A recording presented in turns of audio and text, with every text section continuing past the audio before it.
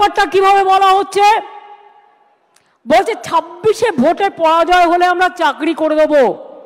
যারা বলছেন আমি একটা কথা আপনাদের বলি, তারপরে আপনাদের কথায় আমরা কি করতে পারি আমি আসব।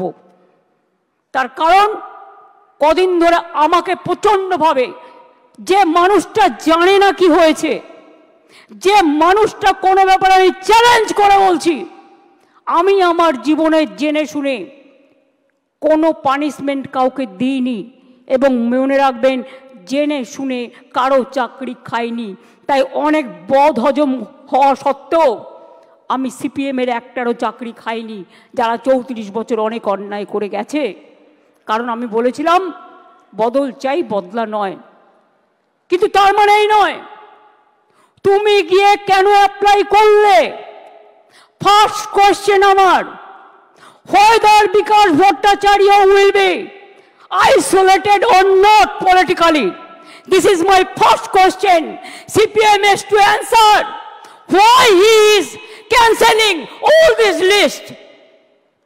আজকে বাইরে আমার নামে বড় বড় কথা বলছো, আমি তো করিনি, আমি তো চাকরিগুলো দিয়েছিলাম, আমার সরকার দিয়েছিল।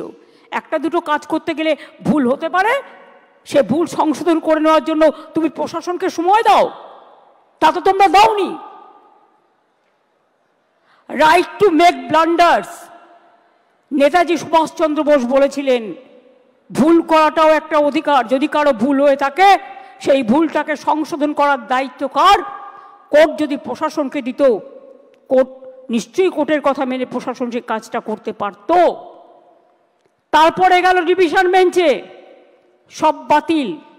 আমার মনে আছে সঙ্গে সঙ্গে আমি এডুকেশন ডিপার্টমেন্টকে বললাম সব ভালো ভালো লয়ার দিয়ে 2024-এ আমি দুর্গাপুরে মিছিল করছি ইলেকশনের সময়, তখন হঠাৎ খবর পেলাম যে, তখন কি খবর পেলাম শুনুন, যাদের ভালো লাগবে না তারা নিজেদের জায়গা মতো থাকতে পারেন, আমার কোনো অসুবিধে নেই, বাট যেটা দরকারি সেটা আমার বলতে হবে।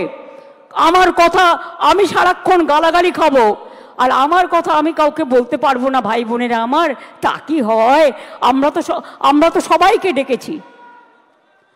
যার ইচ্ছে থাকবেন, যার ইচ্ছে শুনবেন, যার ইচ্ছে গ্রহণ করবেন, যার ইচ্ছে বর্জন করবেন। গণতান্ত্রিক অধিকার সবার আছে, কিন্তু মনে রাখবেন মানুষ যখন বিপদে পড়ে তাকে ধৈর্য ধরে শুনতে হয়।